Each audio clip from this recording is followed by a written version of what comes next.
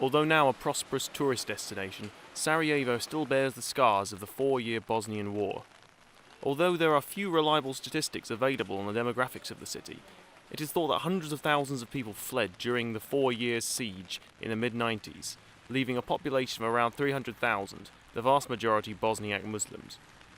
The violent sectarian conflict that ripped through the region following the collapse of Yugoslavia in the early 90s left many thousands in the country dead or unaccounted for.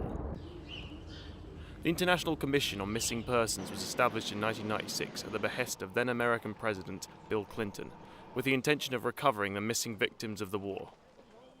Islam Channel visited their offices in Sarajevo to see how they conduct their work and what it means for the process of reconciliation, particularly in light of their work on the recently uncovered mass grave at Tomasica. So if we actually go over here, it's one of my colleagues. And what sort of things would the samples be? I mean, they'd just be sort of... So these samples would... No, actually, like this is the reference section. So these samples would be for former Yugoslavia. Most of the samples are collected as blood on cards, collection cards.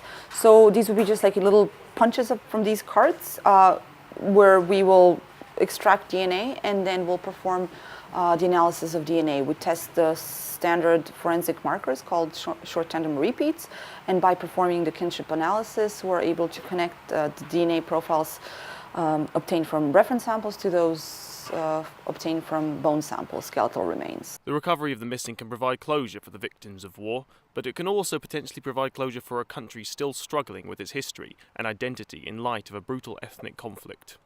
Telling the truth from the beginning to the end, it's extremely important for the reconciliation. It's a prevention for the future conflict.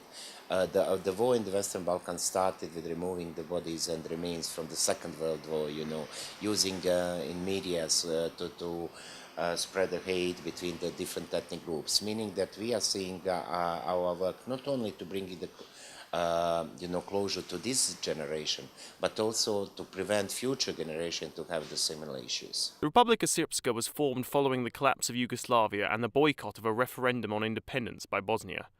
One of the country's 2 semi-autonomous regions, its first president, Radovan Karadzic, is currently awaiting trial, accused of crimes committed during the Bosnian War.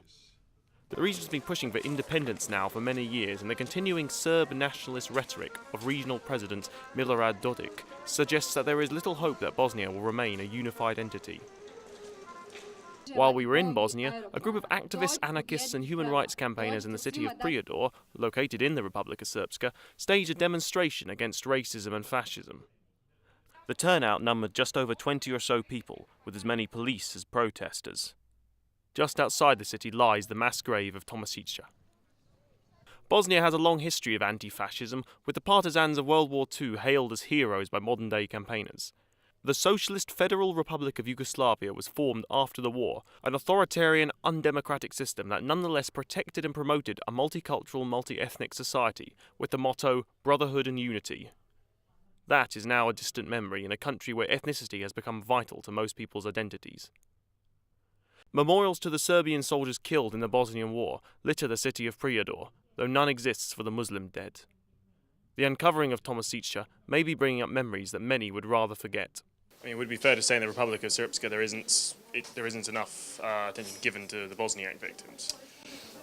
Well, yes, Bosnia can Croat victims because the victims of war crimes are being politicized. That is a huge problem because our victims are somehow more holy than their victims, and that's what we're trying to break here. We're saying that these people, they were civilians. Children, killed children, don't have ethnic prefix. They're children.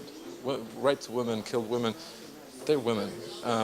So we're trying to say that this should not be a political issue. We need to look at it from a humanist approach. So it is a reopening of old wounds, but we're hoping that we're all going to stand together and really denounce all war crimes against all people and all ethnic groups. And this is one of those opportunities where people that are accountable need to be found. Community tensions in Prijedor are not going to disappear overnight. However, some do believe that the uncovering at Tomasica could lead to renewed openness and dialogue, which could put to rest the ghosts of Bosnia and Herzegovina forever. Alex MacDonald, Islam Channel.